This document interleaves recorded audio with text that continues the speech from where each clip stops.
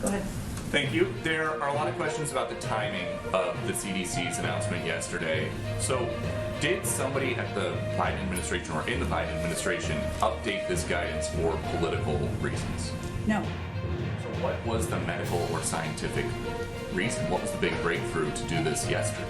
Well, I know that Dr. Walensky did an extensive number of interviews yesterday to answer exactly that question. But as we've talked in here quite a bit about, the CDC, not just Dr. Walensky, but her entire team of health and medical experts are constantly reviewing the data to ensure that they can provide accurate and up-to-date guidance to the American people. So based on 3 factors, as she talked about yesterday, vaccines work in the real world. We've seen a lot of studies done on that, including internally in the federal government. Vaccines stand up to the variants, which at various times has been a concern about the need to continue to mask even after you're vaccinated. And vaccinated people are less likely to transmit the virus. That's how they came to the decision. And that's what she conveyed yesterday when she announced the decision.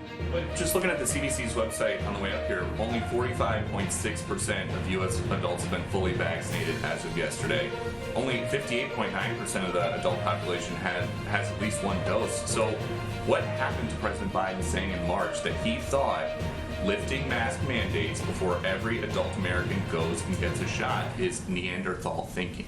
Well, first, let me say that the president, our North Star, has been listening to the guidance of our health and medical experts and teams, and that's exactly what we're doing in this case. And just to reiterate, the CDC, the doctors and medical experts there, were the ones who determined what this guidance would be based on their own data and what the timeline would be.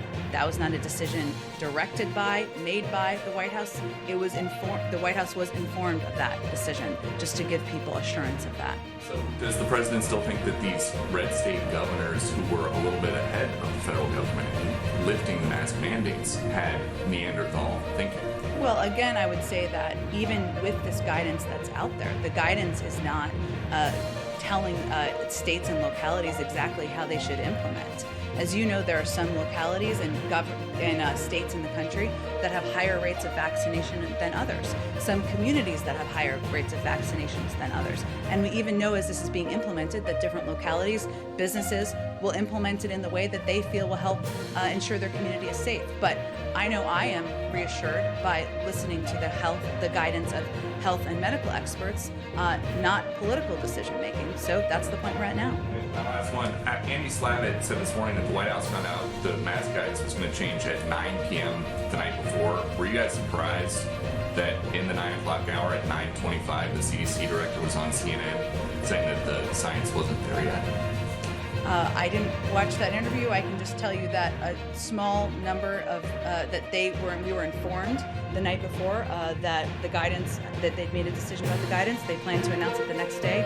And even here, only a small number of people knew that announcement was going to be made. Hence, if you were here yesterday, you saw a kind of shock of people taking off their masks around the building. But, it may have been at the point where they were not ready to make the announcement yet, but I point you to the CDC on their specific rollout plan. Go ahead.